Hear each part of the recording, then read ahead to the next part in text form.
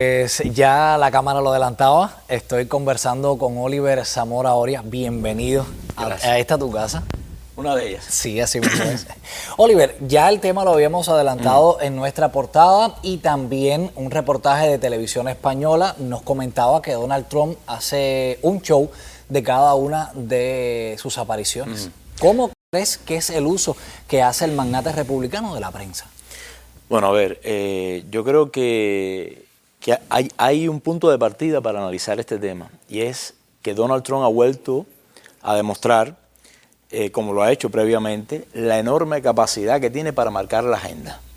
Eso es muy importante. Es decir, todos los días aparece una declaración, todos los días aparece un comentario, un mensaje en las redes sociales que, por su propia posición de ser el presidente del país más poderoso del mundo, vira al revés, o sea, crea revuelo, va marcando la agenda.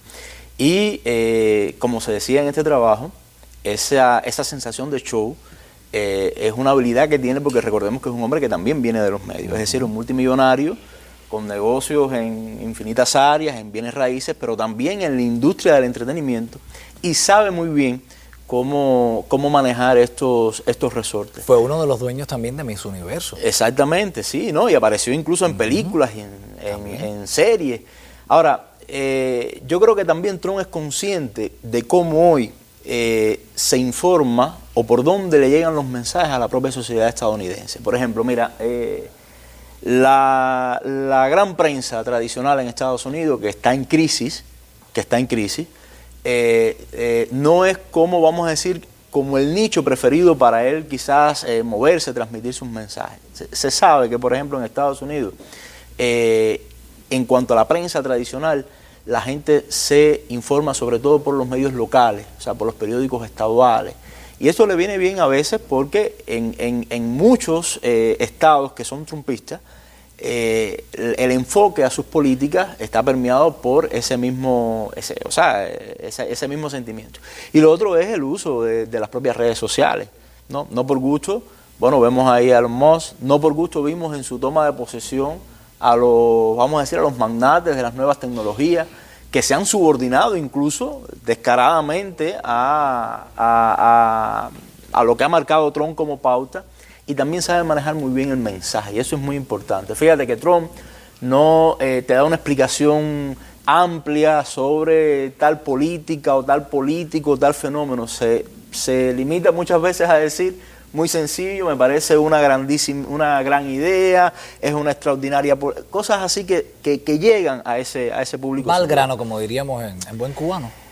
Lo importante es un mensaje sencillo, y además el uso de la mentira, que también tiene un efecto, ¿no? Porque al final mucha gente, eso se ve mucho en las redes, no se toma el tiempo de ir y verificar e indagar, ¿no?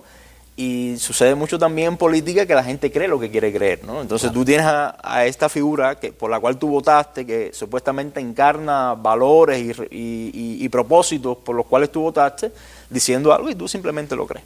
Oliver, o sea, él conoce muy bien los resortes desde el punto de vista comunicativo para incidir en esa sociedad. Oliver, ¿qué diferencias podría existir entre el primer mandato de Donald Trump y las circunstancias en las que desarrolla la actual estancia del presidente en la Casa Blanca? Mira, es una pregunta importante e interesante para uno quizás proyectar, si se puede, uno arriesgarse a proyectar lo que puede hacer Donald Trump en este segundo mandato. Sí, porque él es muy impredecible. Muy impredecible. Juega eso también, juega eso. Eso es una habilidad política que no es nueva en la escena política estadounidense. Reagan más o menos también usaba esos recursos de ser un poco impredecible para que la gente no supiera por dónde podría ir, sobre todo los contrincantes. Pero estamos hablando, hay que recordar, un primer mandato de Donald Trump, de un presidente sumamente débil. No débil desde el punto de vista político, en los términos en que nosotros podríamos hablar casi siempre, ¿no? Generalmente de un presidente estadounidense, de que si tiene la Cámara en contra, de que si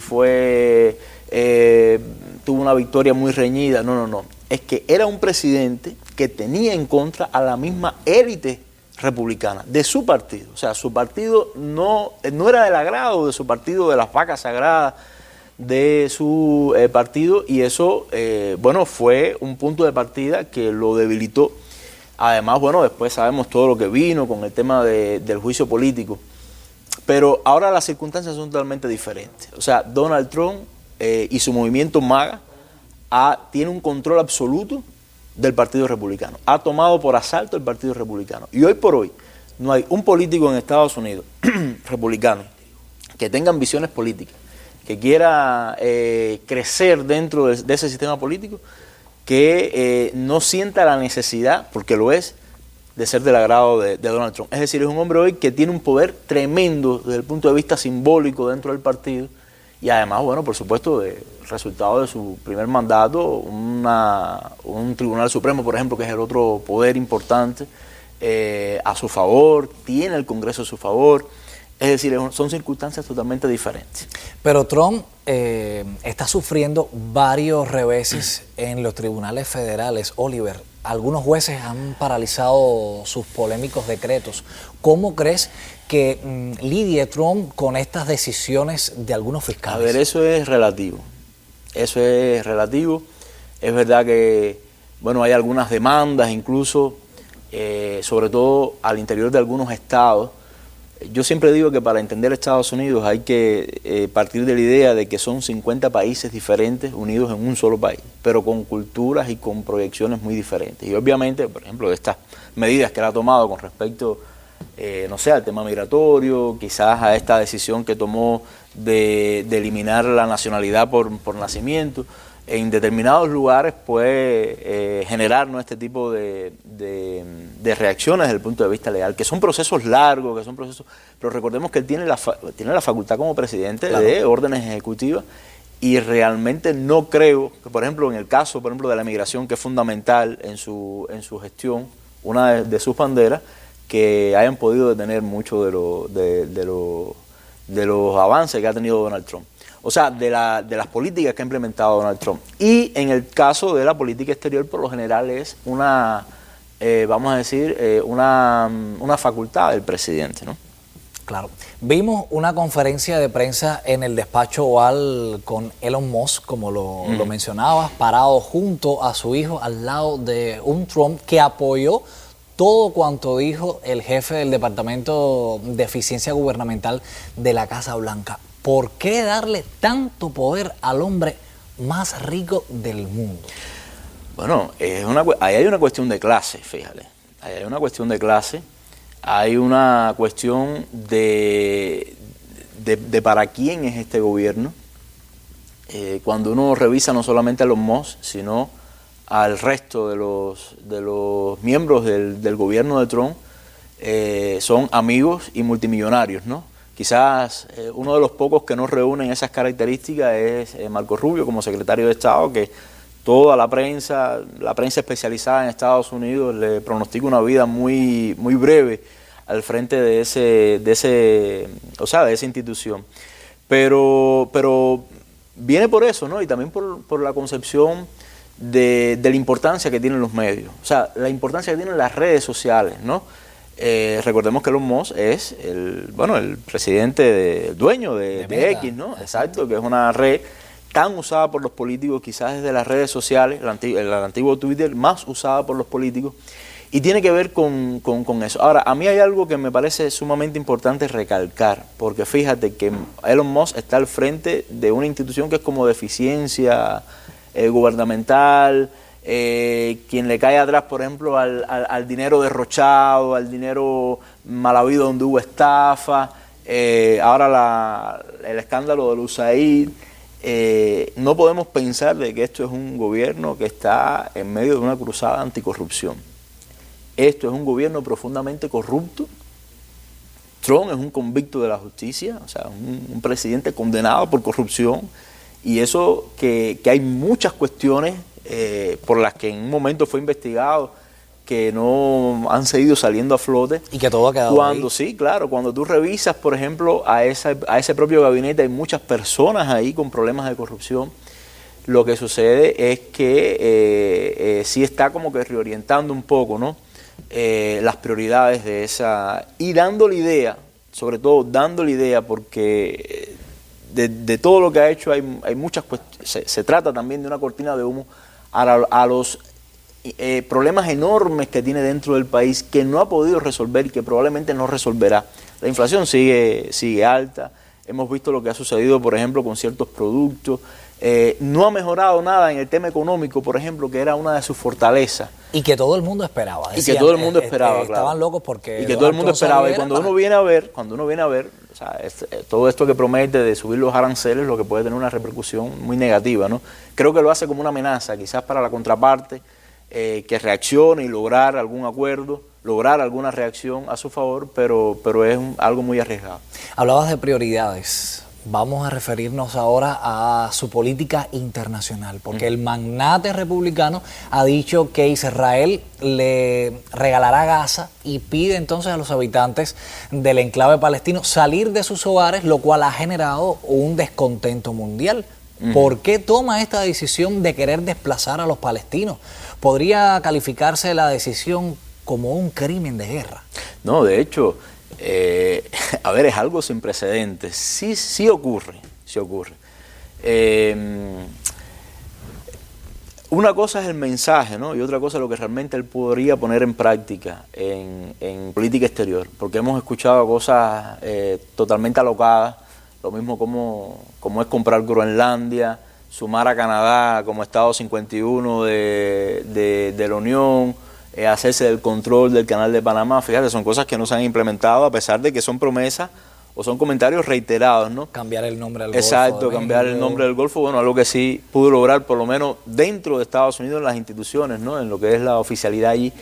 Pero sin duda, si hay un camino a recorrer, si hay un enfoque, yo creo que uno de los grandes perdedores de esta administración va a ser la propia causa palestina, porque independientemente de si puede implementar eso o no, de la posición que puedan asumir muchos países del Golfo, o sea, países árabes, que fíjate, les interesa mucho la relación con Estados Unidos, es fundamental para su supervivencia la relación con Estados Unidos. Sí, obviamente no va a haber ninguna esperanza, ni siquiera de ponerle freno a Israel en esta proyección hacia los palestinos como tal. A propósito, el fin de semana pasado sesionó la conferencia de seguridad de Múnich. En la reunión pues participó el vicepresidente estadounidense, pero allí se evidenciaron las tensiones existentes entre Europa y Washington. ¿Crees que veremos una, digamos, ruptura de las relaciones comerciales entre Estados Unidos y la Unión Europea? Fíjate, y ahí te voy a unir ya el tema de Ucrania también, sí, porque bueno, es fundamental, ¿no? Pasa por ahí este desencuentro. Cualquiera podría analizar y decir, tener problemas con Europa es contraproducente para Estados Unidos. Estamos viendo un mundo en el que ese modelo unipolar que Estados Unidos encabezaba desde hace algunos años, que bueno, surgió y que emergió como triunfador cuando terminó la Guerra Fría, con la caída de la Unión Soviética y la disolución del campo socialista, pues no es saludable, porque estamos viendo un mundo que está en transición, un mundo multipolar, donde hay países con una voluntad muy firme de unirse y de hacerle frente a ese viejo modelo unipolar, en el caso de China, de Rusia, de la India, países que, fíjate, han tenido sus conflictos, han existido conflictos históricos entre Rusia y China, entre China y la India, todavía hay conflictos de ese tipo, pero que han tratado de superar esos conflictos o ir por encima para poderse unir y hacer, vamos a decir, un polo, ¿no?, alternativo.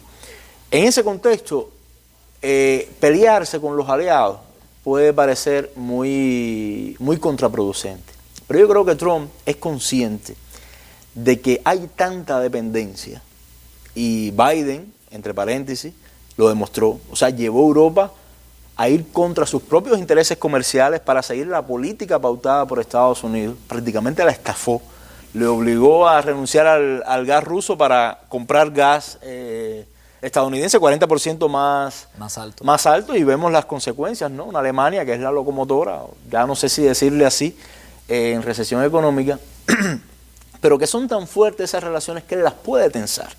O sea, Trump puede darse el lujo, él sabe que se puede dar el lujo de humillar a Europa, de estar en contradicción con Europa, y que esas relaciones no se van a romper y que se van a restablecer cuando él quiera. La OTAN no va a desaparecer por mucho que él ataque a la OTAN y reduzca quizás algún financiamiento. Estoy fabulando, ¿no? O que le exija a los países europeos que aumenten su gasto en la OTAN. Nada de eso va a romper, porque además hay que pensar también que Trump tiene una excelente relación con los movimientos extremistas de extrema derecha en Europa. Muchos de esos líderes fueron a su toma de posesión. Ha dejado pautas. Y el tema Ucrania, bueno, es un tema muy particular porque, fíjate, sí, responde a la gran estrategia de Estados Unidos de cercar a Rusia, que es uno de sus enemigos estratégicos, pero Ucrania es un saco sin fondo. Es decir, Rusia ha demostrado de que el mejor escenario para, por ejemplo, para la propia Ucrania, para Estados Unidos, en todo caso, sería incluso un conflicto congelado, pero que no va a ser derrotada.